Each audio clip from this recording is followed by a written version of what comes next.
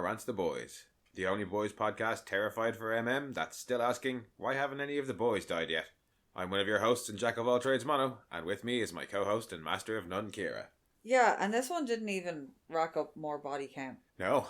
One. Well, yeah. And a shitload of fish. Yeah, well, and the Legends manager. Yeah. But, yeah, I mean, Noir went, obviously. Yeah. We'll get onto that in due time, because we are on to Season 5, Episode 6, Though the Heavens Fall, with director being Katrina McKenzie, who did Season 4, Episode 7.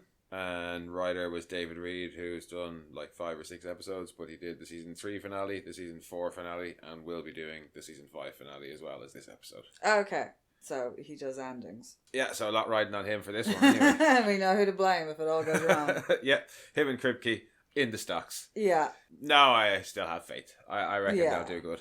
I like that they set themselves up though in the very first episode with Worm. Managing expectations. Yeah. Yes. Mind you, he also told us not to be precious with characters, and I have not managed my expectations with that at all. Well, that is why I keep bringing it up. Mainly because we were told... of them being... No, but I was going to say this to later on, but let's get into it. Maeve's going to come back, and I'm like, no. No, I don't think Maeve's going to come back. Because of the Notebook. Yeah. No, I don't think that's part of it.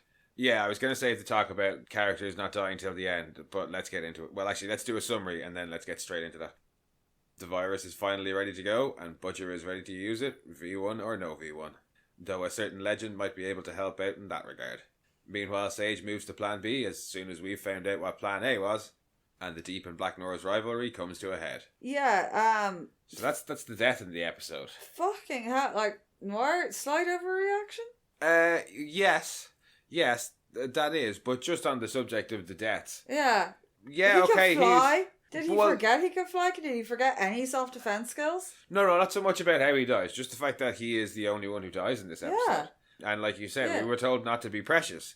And it kind of feels like they're the ones being precious. Yeah. Just fucking kill them. Like, Frenchie should have died 2 episodes ago. Yeah.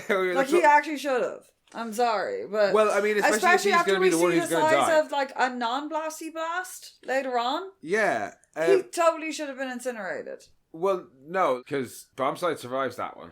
Yeah, but that's what I meant by a non-blasty blast. He does it on purpose as opposed to when he gets really, really mad and blows the shit out of everything. We don't necessarily know. Frenchie might have just worked him up enough to get him to kill Quinn, as opposed to, like... Short, controlled bursts. Yeah, as opposed to doing what he did in, like, that New York City blocker at Hero Gasm, where it was PTSD shit. Yeah. But anyway, yeah, like, you told us not to be precious. And so far, the only person you've killed of any real proper weight is A-Train.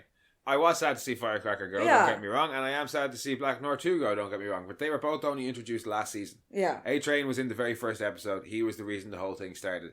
That was a big death. That was a big death. That's the only big death we've had so far, and that was in the first episode. We're not the ones being precious. I feel like we're being bloodthirsty at this point. Yeah. But, like, yeah. I mean, don't kill MM. Just not MM. Or Terror. Well, like, you nearly killed Terror's safe. Yeah. Anybody else. Kill anybody else. I'll even manage Ryan. Yeah. Because in fairness, well, Ryan might die, but he's definitely going to come back. Well, like I said, I figure everybody on the bad side is up for grabs, as it were. But and a fair few on the other side too. Also, where are the Gen V kids? Huh? Where are the Gen V kids as well? We got 2 mentions of Marie. Yeah. Where the fuck is she with the blood powers? Come on. She's incredibly powerful. She's an Odessa level soup. Like, are they just going to pull her out of pocket for like the last 2 episodes? Like aha. Fake out. It was all a dream. No, well, I have seen people saying that because of how big they've set her up, they kind of do have to do something with her. Yeah. And obviously she's not going to be the one to kill Homelander because that would be a bit much. Yeah. But that she might bring one of the good guys back from the dead. And that can be the big pivotal role that she plays. That's still important. And I'll be like, yeah, that would be fine. Yeah. You know what I mean? But having her kill Homelander would be too much. No, but not. But having nothing happen would be too little. But also, just like we haven't seen them. Like, like shows them on screen at least. Jordan would be useful. Yeah, if we're gonna get a big brawl at some point. Jordan. No, just as in like a big brawl, like, you know, in a not an MCU style, but like a lot of characters all fighting at once. Yeah, that will be, I say, when you bring in the Gen V kids. Yeah, but there's not that many soups that we know of on the Vought side left. Yeah. They've killed off a lot of the ones they've introduced, so who's going to be... Like, there are obviously, like, we know in world there are lots, there's tons of soups. Especially because they've, like, recalled all of them as well. Yeah, there's shitloads of them, but we don't know who any of them are by name. No. So they'll have to introduce a shitload of them out of nowhere. So yeah, it'd be nice to see them. You saw like when they were walking through the wall of psychics. Well, that was the other thing I was going to say later Kate's on. Is that yes. You do see her. Also, it'll be kind of shitty if they bring back the Gen V kids just to kill them off. Because they're not getting to season 3. No, and I know a lot of people were like really mad about it, but I was like, honestly, no, because it folded into the main show. We knew the main show was going to end. Yeah, I kind of said that. I couldn't see what they would do. Out into like Boys in Mexico or whatever that's supposed to be. Still haven't heard anything about that. No. But yeah, it would be pretty harsh to bring them back just to kill them off. As we were talking about Noir being the one who dies this episode, will we start with that side of the story? Yeah, well, we got to see the fact that Homelander's insistence on R&D attempting to replicate V1. Yeah, that is actually happening. Yeah. And this is the 35th attempt, 35th subject. Yeah, it is not pleasant. No. No, it is not. No, his anus is bleeding. His anus... For the love of God and all that is holy, my anus is bleeding! I thought when the Deep does show up, he's like, is that supposed to be happening? He's so unbelievably stupid, and I love that he stayed that way. Because as the V1 experiment clearly isn't going well. Yeah, it's failing horrifically. The Deep shows up because he's been summoned. Yeah. And he asks first where Firecracker is because she's supposed to be on his podcast. And then he's like, oh, she's moved on to a better place. And he's like, oh, Orlando? And he's like, no. Homelander just kind of stares at him and he's like, oh shit. Yeah, well, he looks at Sage and Sage nods and he's like, oh shit. And then he asks why. Yeah. Yeah, we get there wasn't enough room on the boat for non-believers. Yeah. And he's like, and Deep's like, me and boats are cool. We're like this. Your man's clearly deceased. Yeah, Homelander steps into the room and is just looking at the results of the experiment while Sage tells Deep. Yeah, like that there's an oil pipeline in the Bering Sea that's been blockaded by protesters and he needs to help sort it out. And he's like, oh, get rid of the protesters. And she's like, no getting rid of the protesters. Not the way you do it anyway. Yeah. You're going to film a PSA telling everybody that the pipeline is safe, it's all good, and fish love it. Yeah. And he's like, well, actually, fish hate the fucking pipeline. Yeah, they kind of don't love the pipeline. And she's like, I thought you were on the boat. And he's like, oh, okay. Well, she's like, which is it, Homelander or some fucking grouper? Yeah. And he thinks about it for way too long in the presence of Homelander before he says Homelander. Yeah. He's so fucking stupid. No, I kind of like that because it was like, and what can't I see through, Deep? See, Homelander. Yes. And he's like, cool, I'll go do that. And then we get to see the PSA, and the PSA is fantastic. Yeah, although just before we leave that scene, after Deep runs off, Homelander says to Sage that, she'll get it on the next try. And she's like, I don't think that we'll be able to. Yeah. And he's like, no, there's no way you're not smarter than Frederick Vought. Well, he says there's no way Frederick Vought was smarter than you. You'll get it.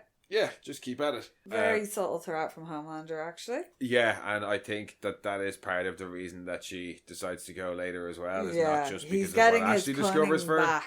Yeah, there's a couple of points in this that I did quite like that. I think killing Firecracker, who did nothing but worship him. Well, because Firecracker from the get-go was always... With the exception of the Deep, really doesn't matter to Homelander. Yeah. Firecracker was the last of the yes men around him and the sycophants, because Sage was telling him how it was. Soldier Boy is telling him how it is and hates him. Yeah. Ashley has been moved off to the side. Yeah. So all the yes men and the people who did whatever he said because they were terrified of him, like the important ones, have been moved off. Like Noir doesn't give a shit about the ones with the most influence on him at the minute are the ones who are not afraid to tell him what's what. Yeah, whether or not he wants to hear it that way. Sage obviously treads a bit more on eggshells. He hasn't killed Butcher.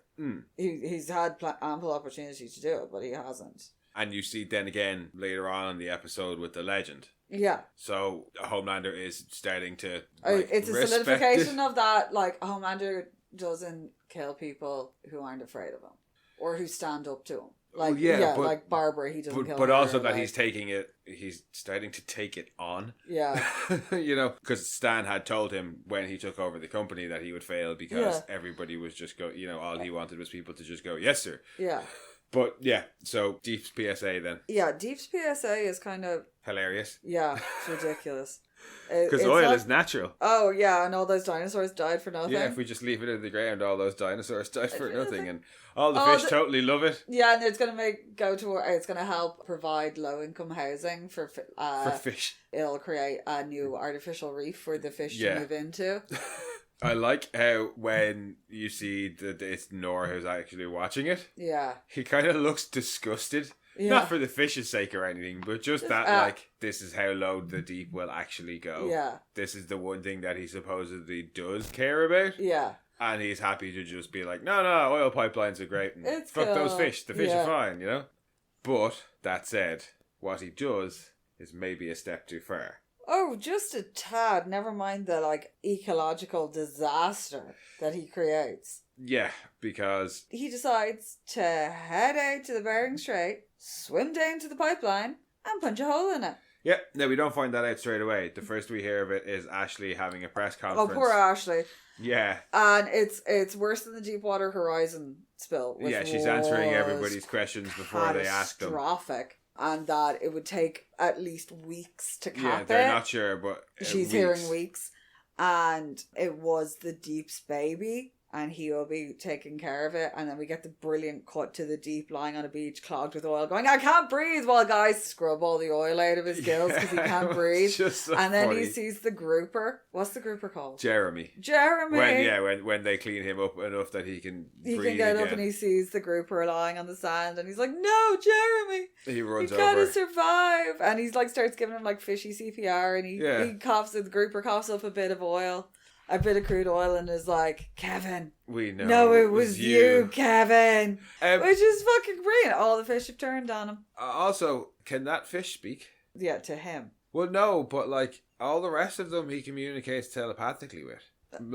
He talks to them, but he reads their thoughts. But that one's lips were moving when it was saying that. Yeah. So did he teach that one how to speak English? I don't know. It's a grouper. It could have just been a big mouth bounce Billy Bass, in fairness. It looking up at him and saying, "You did this to us," or "We know it was you," is fucking brilliant. And then it died because it got to die dramatically as well. Because that fish died dramatic as fuck. Oh, it did. It really did. Fucking hilarious. And then him going, no! Because I was thinking, I was like, he wouldn't have done it. And then I did think to myself, did Black Noir go down there and fuck it up? Turned out he did. Yes, that's exactly what he did. Because they go... He's watching, Deep's back in his studio. Yeah, and he's watching footage of it, and it's 1.4 billion sea creatures have died, and it's just insane, horrific environmental disaster, and he's crying because obviously, and Noir's like, oh well, fuck you. Well, there's plenty more fish in the sea. Yeah. Oh no, wait, no, there's not. Yeah, I killed them all. Essentially, very, very cruel Noir. Well, I mean. It's just a very... I don't mind it being cruel to the Deep. It's you didn't have to do that to get back at him, though. You could have just killed all the fish in his room. Or just killed him. Yeah. That was where I thought it was going to be going, was that one of them... Well, I mean, one of them does kill the other, but that it was going to be a big fight thing. Yeah. And not one of them, committing a big fish genocide. Yeah. Well, a fish mass murder, because he wasn't specifically targeting sea life any mass one murder. Type of fish. So yeah, well, there is no such thing as a fish. Let's not go there. Yeah. You are correct, but let's not go there.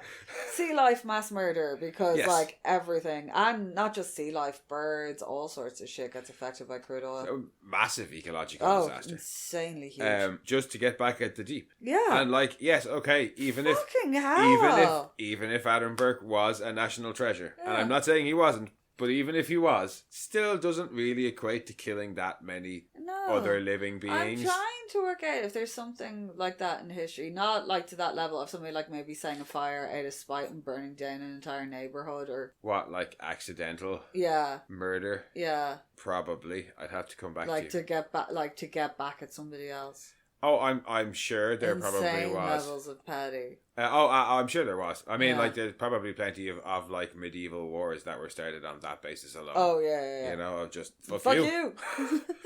But yeah, it actually, I kind of don't care that Black Noir 2 is dead. Yeah, I couldn't give a shit. Because of what he did. Yeah. Like, that's really extreme, dude. Last week, like, I would fucking shiv you. Last week, I wanted him to kill the Deep. Yeah, because that was a sucky thing to do. Yeah, and also because he also killed the Deep has to die. Yeah, and the Deep has to die to now especially fucking satiate the old gods. But I kind of don't care that he killed. Thank God he's stupid, because if he wasn't, he'd be so fucking dangerous.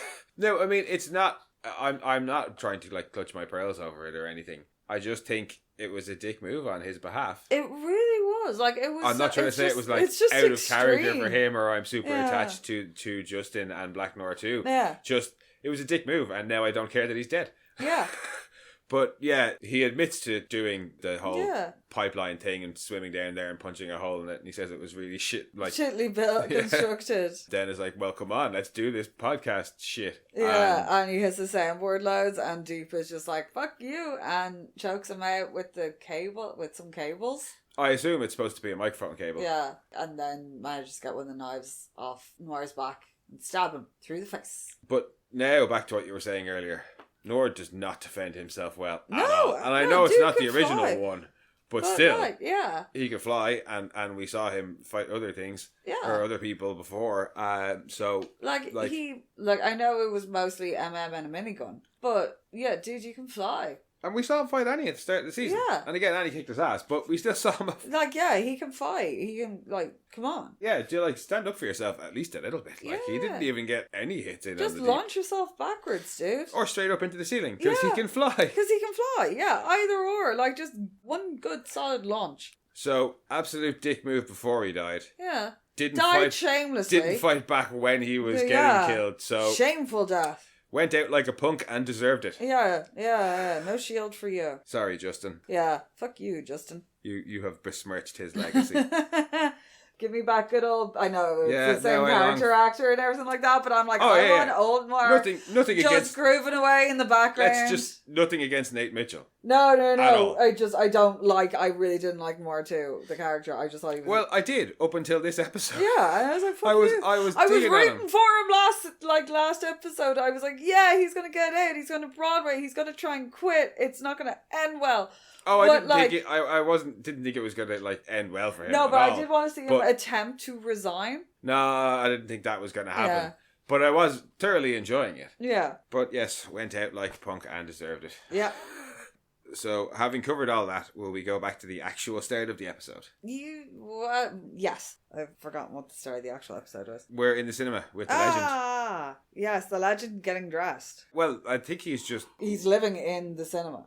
Well, he's in the middle of the shift, so I think he's just gone off to do some cocaine. Yeah. And then is getting himself sharp after doing cocaine. And we see he's working in... is it Chet? His name tag says Chet. Chet Vanderbilt. Yeah, not Chet Manley. Not Chet Manley.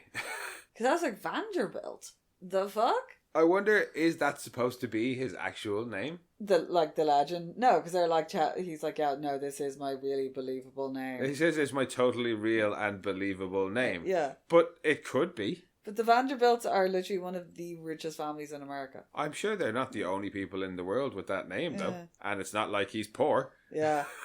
But yes. Well, he is. Now he is, because he's working in the cinema. VMC instead of AMC. Instead of AMC, yeah. And they also have a terrifying popcorn bucket. Yeah, it's the Deep's head. It's so scary. Yeah. There's a picture of Kripke holding it, and it is terrifying. Yeah, I don't want one. No, yeah, thank you. No, and no, he was making fisting gestures into his mouth. I will take plenty of the things that this show has had as like silly props and stuff, but that one, pass. No, the octopus flashlight was probably the best one. Well, that's an actual product that as people well. could get. Yeah. But no, that bucket's disgusting. I did enjoy the come home to the cinema type ad that you see later on in it. The firecracker one? Yeah. Oh, yeah. I actually places you've never been before, and it's her watching her own film. Watching her own film. Yeah. But is there he come home serves to like Integrity Farms? the ad last episode come was home way to the church. way worse. And they do another come home ad later on as well. But me realizing that the legend is working at a cinema, shouting at some punk ass kids. Yeah, and then getting bossed around by some Like, kid with a really slappable face. I'm yeah, sorry. oh yeah. Who's bossing him around and telling him to fill up the popcorn warmer and clean out the nacho cheese spigot. But his next customer is MM. Yeah, well, we get a crude story about what the smell of the popcorn machine reminds him of, and the manager kid is just looking at him like, whatever, dude. It's because he makes reference to people that I don't know who those people are. That kid is definitely not going to know who those people are. Nor does he care. Nope. Yeah, it's MM. I was like, oh damn, he tracked him down, because the last we'd heard the legend was in the wind. Yeah, he says he's a really hard man to track down. Yeah. Kind of the point. Yeah, so working at a VMC cinema, and he's like, yeah, well, all the shit I have on VOD, they'd bury me under it. Yeah, that's then M says, is like, so why are you working in one of their buildings? And he's like, what? I can't leave showbiz. There is actually where we get the firecracker ad, because they go into the cinema to he's like, we gotta have a chat, and he walks off, and the legend is just like, I'm going on my break. So MM tells him he wants him to contact Bombsite because we need to get in contact with one of your old bump buddies, and he's like, we haven't crossed noses in years. I heard he got clean.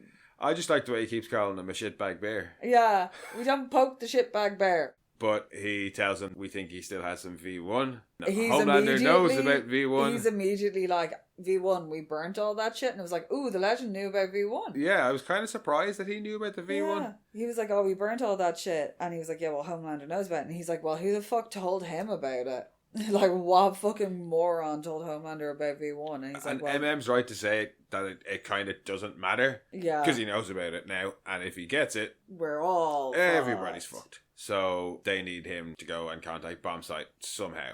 And he's like, I have no idea how, but I know somebody who might. Well, first he says that he doesn't want to. He tells his story about how sweet he had it last year, and how shit he has it this year, and how he's had enough shit sandwich. Yeah, I'm full of shit sandwich, thank you. He's surviving on frozen Noir nuggets. Yeah. And MM threatens to cut his balls off. Yeah, and he's like, oh, you sound a bit like Butcher there. Yes, he does. And it's not the first time that he says it to him either. No.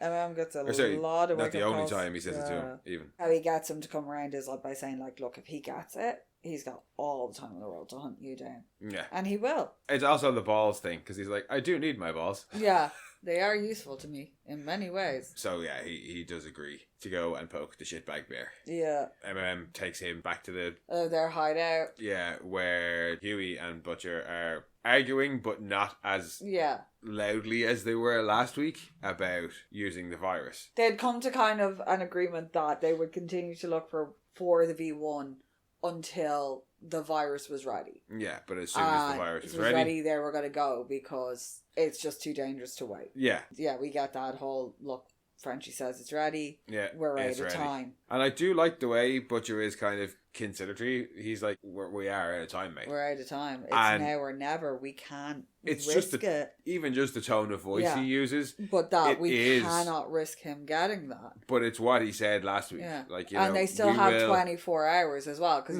you get the, like, I like the little aerosol spritzer room deodorizer thing that they've used, and it's got a 24-hour timer on it, so they still have 24 hours. They just have to get it in there. Yeah, because there's the kind of rundown of what has to happen. Yeah. You know, about going in and out of the church and placing it there. And he's like, oh, it's okay. I've snuck in and out of that church hundreds of times as a teenager. And it's like, damn, I was sneaking into other things, not churches. Well, I'd imagine... Although, in fairness, the more you hear about her sneaking out, and then sneaking back in. Yeah, because the more you hear about her childhood or her teenage years, she was fairly, like, rebellious, wild, as much as it was the typical... can be. She was as much the two-faced soup as the rest of them were back then, and presenting the Christian front and going out and getting hammered and almost getting tramp stamp tattoos. Yes. As we discover later. Yeah. But before we discover that, the legend shows up with MM. Yes, looking very sharp. And having some choice words for Butcher as well.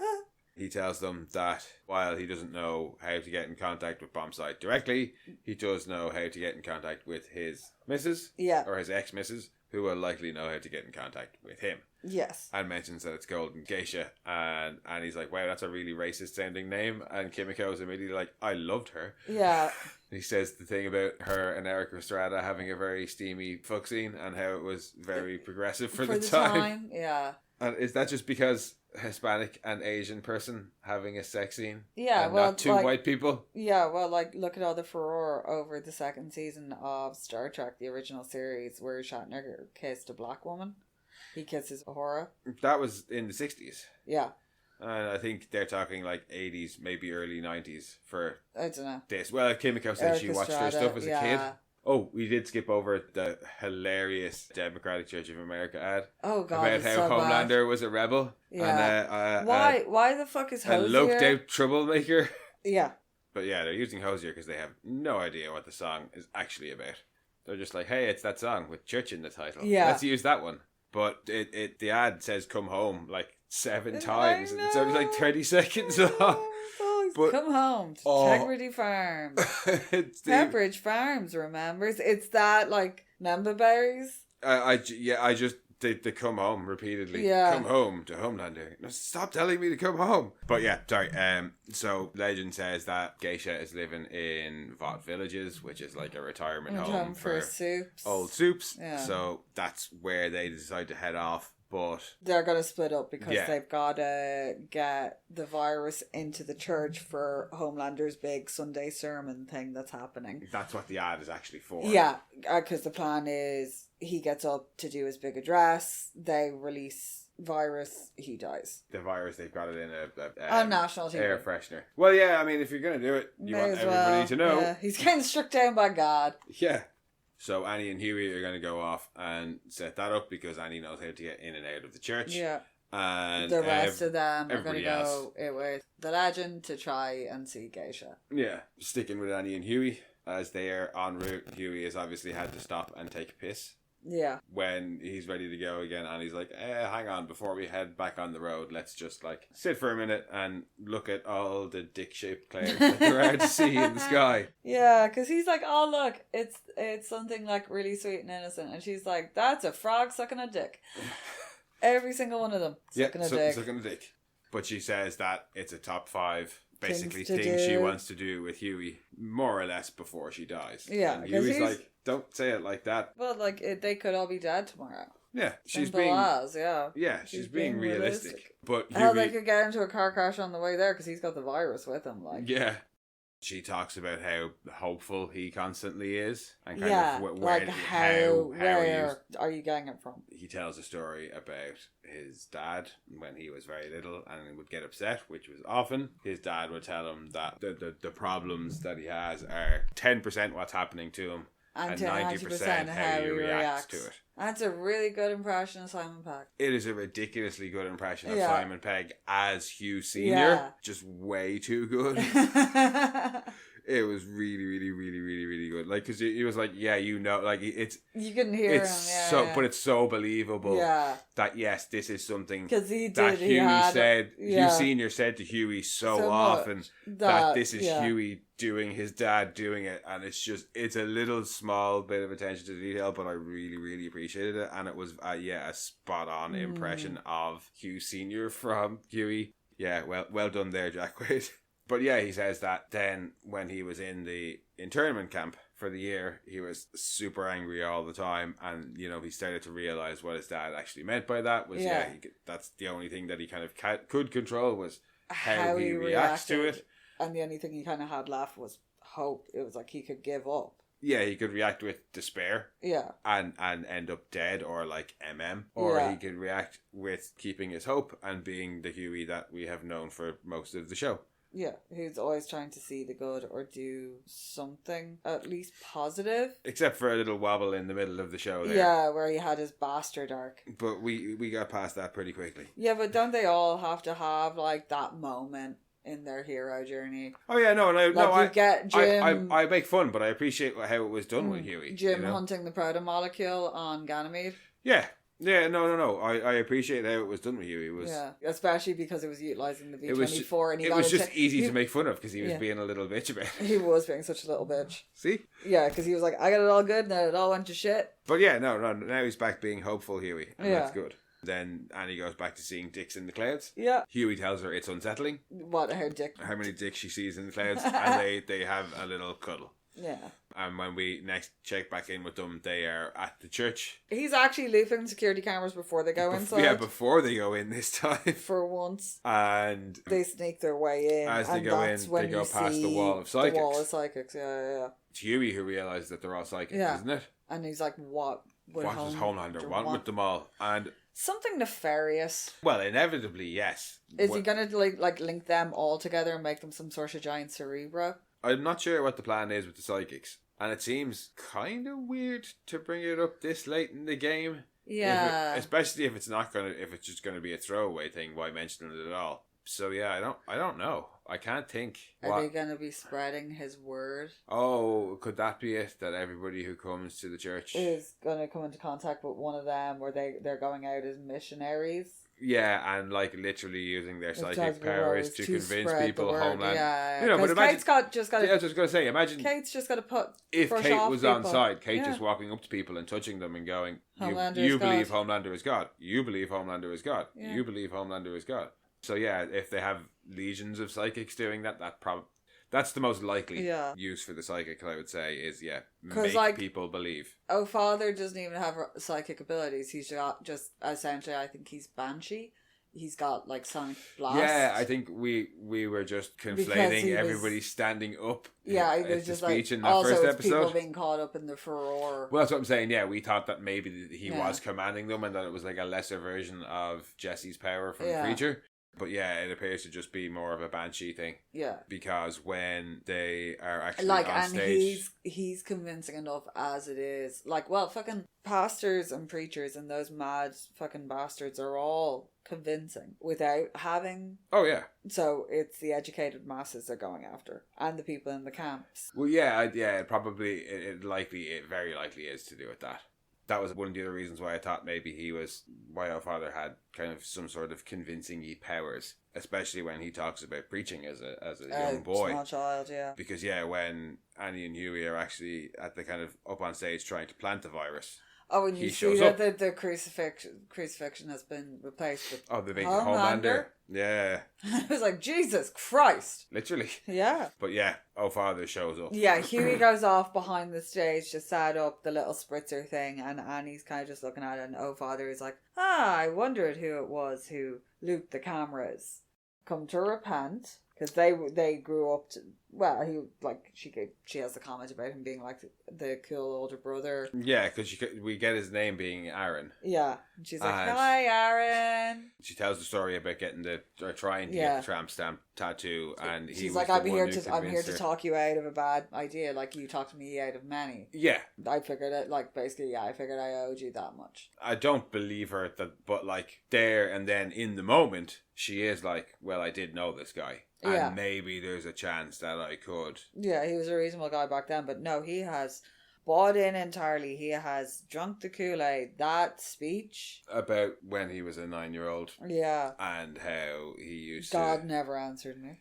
Yeah, he used to have to preach to these people who wanted him to heal him. And God never answered most prayers, but Homelander. Yeah. He answers my prayers. He listens. But even then, when Annie's like, but he's a horrible person. He's a horrible person. And God's supposed to be selfless. He only ever cares about himself. And he's like, yeah, but you know what? That might be a mark against him. But he's stopping I can't remember how he phrases it, but the loss of Christian values in the nation. Yeah. Even if he is selfish, he's still doing good in the world, and he's got my church numbers back up, and he saved this church. Then when she says, but he killed Firecracker and he will turn on you, and he's like, I'm not afraid to stand before Homelander's judgment, and it's like, oh dear. Yeah, you really bought in. Yeah, you have really, but you don't believe he's God, but you don't believe there is a God, so he'll do. Yeah. Basically. And it was like, oh right, oh okay. Fair enough. Yeah, you just needed something to pin your flag to, And then he's just like, right, time for fighting. Yeah. Well, it's Annie who powers up first. Yeah, because he's like, well, if you ain't going to join us. I feel like Annie spends too long powering up there. Especially the second time. She should just be like... Yeah, there's some posturing and he just goes for it. Yeah. Stop posturing. Fight dirty. I know he's your mate, but like, fight dirty. Yeah, he got a big old codpiece on, aimed straight for that. Like, kick him in the balls, run away. She doesn't get any hits. No, he fucking flattens her. And it seems to have done some damage to her as well, like eardrums and shit. Yeah. Because it seems to be like a super low shockwave.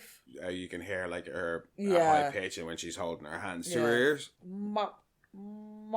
But just as he's about to go in for a third screechy scream, Huey steps out.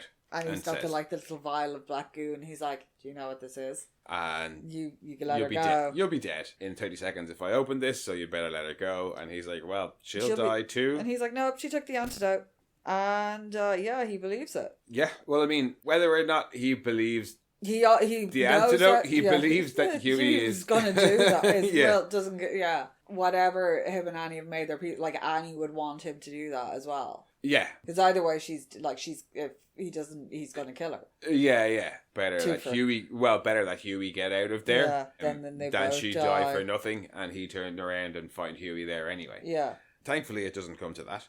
Kind of surprised that they just leave him there. What more can they do? Obviously, they're not planting the virus, but... Well, yeah, they're not planting the virus, but Annie could have then turned around and beat the crap out of him. I don't know. But yeah, so obviously they can't plant that virus now. Yeah. But by the end of the episode... It's null, anyway. Well, for its original intention now, it's not going to matter. But Sage will still want it. Oh god, yeah. Sage still is like, apocalypse now. And Butcher's still probably going to want it released as well, because even if Homelander... He's still going to burn the world down. Yeah, even if he does kill Homelander, he still wants all the other soups dead. Yeah. And even if he can't kill Homelander, he'll still want all the other soups dead. Yeah. But that's the last we see of Annie and Huey in the episode as they walk away. They're separate from everybody else. Like, everyone else is off on the Goldie bus. Yeah, they're off at the Vought Villages. Yeah. Just before we get to the Vought Villages, Sage is having another meeting with Ashley. Oh, yeah. It's where sober Ashley is not happy. No, she's like, for one thing, I didn't agree to anything. She did, pointing out the back of her head. And I was drunk. And you want to start the apocalypse. And I'm the vice president. That would look so bad. If the world ended on my watch. Yeah, if the world ends, history ends. Actually, you're all right. And Sage is like, well, I offered you a spot in my bunker. No, I think she's like, no, this is crazy. This is insane. And she's like, I need to know if you're with me on the apocalypse plan, or I need to go to plan B. And she's like, no. Like 100 million times no. And she's like, right, plan B it is. And she steps up and she comes around the table at her, and then she chloroforms her. Yeah. And then there is the most magnificent piece of acting from Colby Miniffy. Oh, it's so good. You know how much I love Death Becomes Her. Yes. In terms of backwards acting.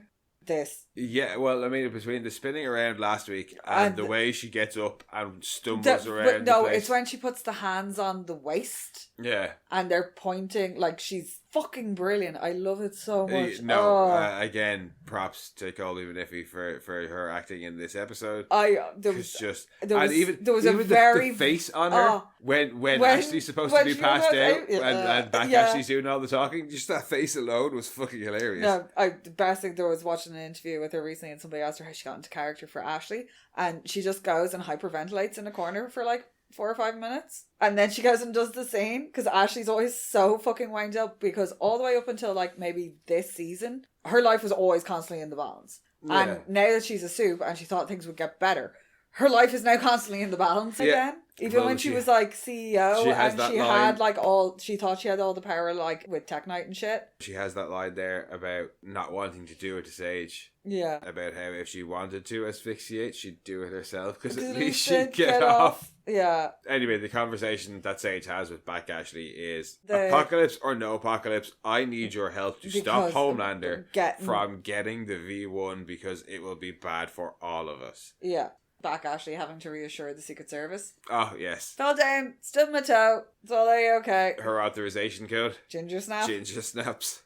Sage is like, I'll get Soldier Boy in here. You read him, because I need to know what the story is with the V1 and where he stands, like, in terms of giving it to Homelander if he does find it. He comes in, he's like, why the fuck am I on this call sheet for some this church bullshit, which I'm guessing is supposed to be obviously the big Homelander ceremony thing that's going on the next day. And Sage is like, well, we need you to stab in for Firecracker because she's dead. But he's like, no, fuck that shit. I don't do that. And she's like, great, we'll see you in the chair at 6. Well, he just fucks off anyway. Yeah, well, she does ask him about the V1. She asks him about the V1 as well. Is there any progress on it? And he's like, fuck you. Again, he says no there. Yeah. And then says that he won't be around tomorrow and fucks off out of the room. Ashley's hiding behind a bookcase. Yeah. And they move it, and Sage moves in. And she's like, what is that? And she's back at Ashley's like, fuck, I think I just shit Ashley's pants. She's like, that was scary. That line I quite enjoyed. I think I just shit Ashley's pants. She is Ashley. Yeah. Is she's controlling her? Well, yeah, she's controlling Ashley, but is she not also Ashley? Yeah. Well, not also. You know what I mean? Yeah. But yeah, it's not I shit my pants, I shit Ashley's pants. Yeah. She says Soldier Boy's mind is terrifying. Yeah. But he is hiding a whole bunch of stuff. Yeah.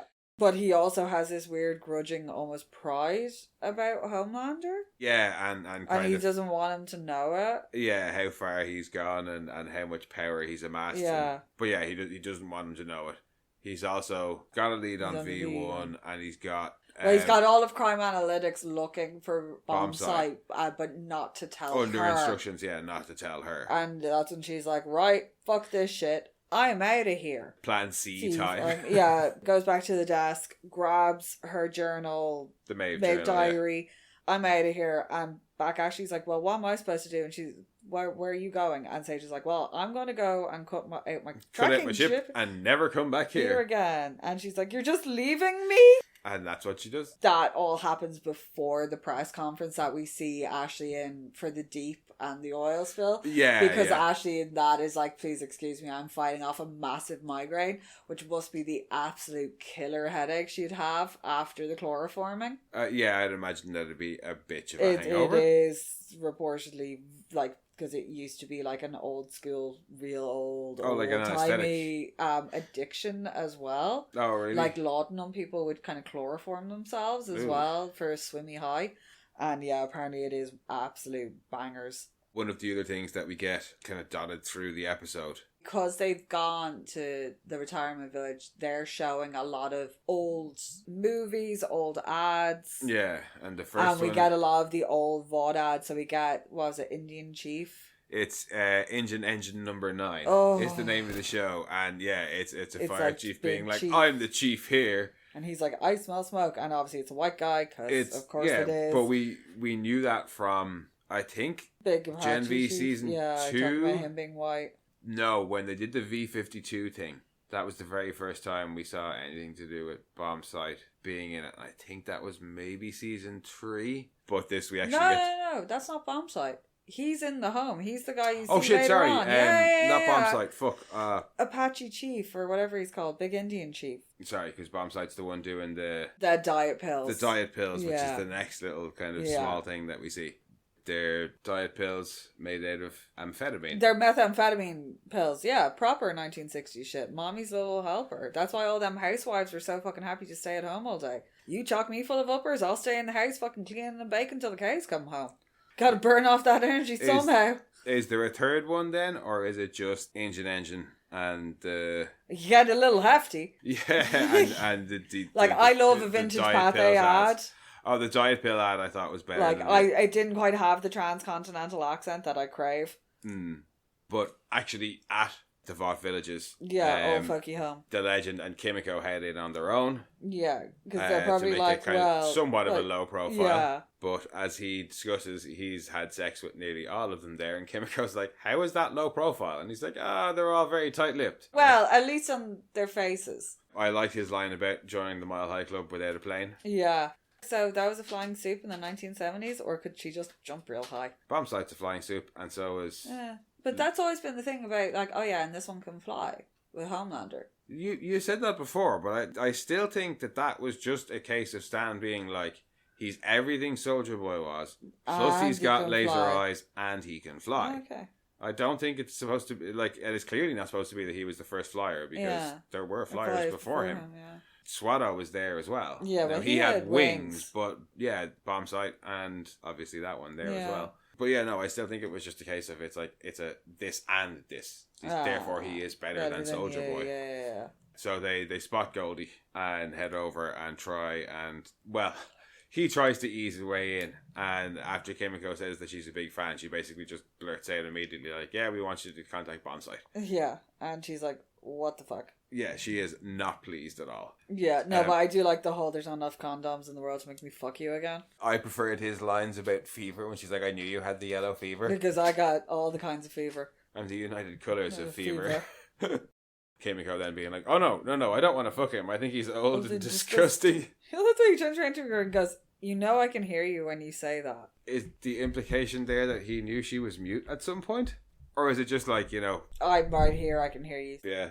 But Goldie wants to hear none of it. Yeah, she's like, piss off. And has one of her friends, Hot Flash. Hot Flash, yes. Good old Hot Flash. I'm hoping that's her actual superhero name and not just what he's calling her. She's to be credited smart. as Hot Flash. Yeah. Funny menopausal joke as well. Well, yeah, that's why I'm hoping it's her actual superhero name. But yeah, she threatens them and they head on out without any useful information. Butcher is displeased. Yeah, and she's like, Geisha told me to eat her golden ass. Yeah. And this legend turns around and goes, I dined at that fine establishment in 75. But yeah. But him going on about how he's not the type of person to, you know me, I don't kiss and tell. That's all yeah, you do. Yeah. All the time. Yeah, like, because when he meets Starlight for the first time in the cabin, he says, oh, you look like Ursula, a young Ursula Andress. Which, yes, please. Good compliment. But then he follows it up by saying that she pissed on him. Yeah. But yeah, when Butcher finds out that they've got nothing, he... Bit mad. Yeah, he's a bit mad. So they're like, let's kidnap the bitch. Yeah. Bombsite will come a-running because we got his bird. Legend is not happy. Yeah. Butcher's like, well, he's look... more not happy at Marvin than First he's Butcher. not happy with Butcher. He's kind of like, this is par for the course with Butcher.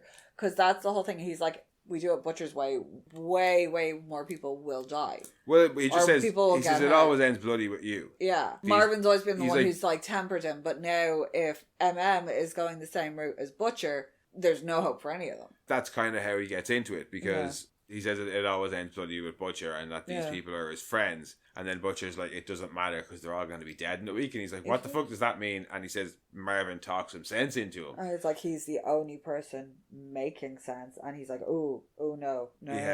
That's when he's like, what the fuck is wrong with you? And he's like, I'll go back to buttering popcorn. He goes, well, I'd rather be there than whatever you're turning into. Yes, I'd rather be there than turning into whatever the fuck you're turning into. I'm all for getting given these truth bombs, and Sage gives him some later on as well. But he storms off there and we don't see him for a while. The guys set up their plan to go and get Goldie and then use her to try and get to Bombsite. Yeah. But I think we'll be talking about all of that stuff. Because there's a lot involved in that, and there's a lot of little side quests with Soldier Boy and Homelander. Yeah, we haven't talked any of the Soldier Boy and Homelander stuff yet. So and we still have to talk all the kidnapping and all the Bombsite. I have so many questions about Sage. And then the Sage side flipping of it all. And then what the end of the episode means going forward. So there's still a lot more to discuss. So yeah, I think another 2 parts is going to happen. Hey, look, it's the last season. Yeah. It's the last season. Yeah. And there's only 3 episodes left, including this one. So they're probably all going to be 2-parters. Yes, most likely. At least there's a little bit of legend left in the next episode or the next rant as well. No, I like the legend. I really, really enjoy the legend because the legend in the comic books is kind of gross. Yeah, he's Stan Lee, but what if a pervert? Whereas this is Stan Lee, but what if a pervert were charmed? Well, like Stan Lee, movie producer version of Stan Lee. But yeah, no, it's... He serves the same purpose as the legend in the comics. I very much enjoy the legend. I like that is the one who has the better relationship with him. Because in the comics, the only one he'll talk to is Butcher. Yeah. No, I do. I enjoy Paul Reiser. It's just, he's fantastic as the legend. Like, I love the character so much. It's that we know people like him. And I'm so glad. I think it is because we genuinely know people like him, and it's like, yes, you give me a warm fuzzy for some reason. People with that personality, not people that rich. No. We don't know anybody that rich. But people who have that type of personality and that level of insane story. Maybe people who have taken that many drugs. Oh god, yeah. but definitely not anybody that rich. Yeah, and his turn of phrase is brilliant when they're like, "Oh, so will you help us?" And he's like, "What? Does the Pope shit in the woods?" Oh, well, his best line comes later on, but we'll talk about that in the next episode. But yeah, I know we did a lot of bitching at the start about the deaths and stuff. Yeah. That said, even though there was only the one death that we've already discussed in this episode, I still did really, really, really enjoy this episode. Yes. We'll talk more about it the next episode, obviously, but just as a little bit of a... No. Really, really enjoyed this episode. Definitely building, especially given the ending, to big finale like we expected. So, A1s, just kill some more people, please. Yes. Sooner, thank you. We'll talk more about that again, I'm sure, in the next episode. In the meantime, thank you very much for joining us as ever, guys. And if you want, you can head back and listen to some of our previous episodes or our other podcasts, Mono Rants at the Movies and Death Rants and Metalocalypse Podcast.